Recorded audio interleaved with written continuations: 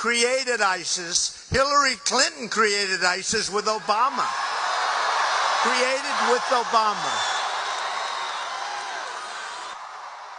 You might say that's crazy talk, right?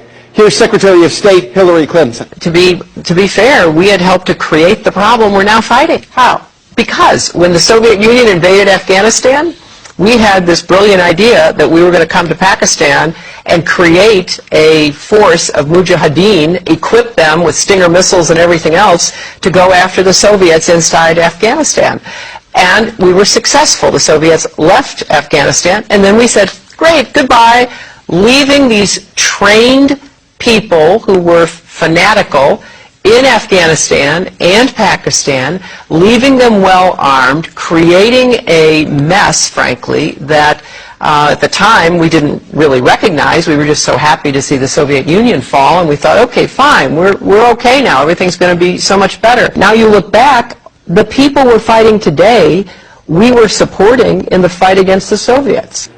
So it's not a conspiracy theory, it's history. And it's history that's being repeated in Libya and now in Syria. We also have a history of kind of moving in and out of Pakistan. I mean, let's remember here, the people we are fighting today, we funded 20 years ago. And we did it because we were locked in this struggle with the Soviet Union.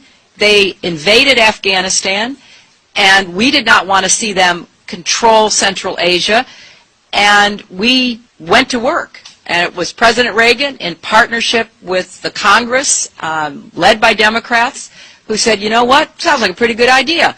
Let's deal with the ISI and the Pakistani military, and let's go recruit these mujahideen. And that's great. Let's get some to come from Saudi Arabia and other places, importing their Wahhabi brand of Islam so that we can go beat the Soviet Union. And guess what? They retreated. They lost billions of dollars, and it led to the collapse of the Soviet Union. So there's a very strong argument, which is, wasn't a bad investment to end the Soviet Union, but let's be careful what we sow because we will harvest. And we now are making up for a lot of lost time. So what you need to know tonight is heavy. Our government is bombing sites around the world in an ongoing war with Al-Qaeda.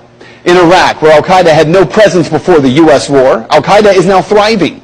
The same Al-Qaeda, yes, created by the U.S. government in order to harm the Soviets. And today, at least 13,000 civilians in Afghanistan are dead as a result of that war with Al-Qaeda. So with all respect to Ms. Fitzgerald from the Irish Times, this is not propaganda. Rather, it is the question that every American should be demanding answers on from Congress and from this president. Why are we giving Al-Qaeda fighters money and weapons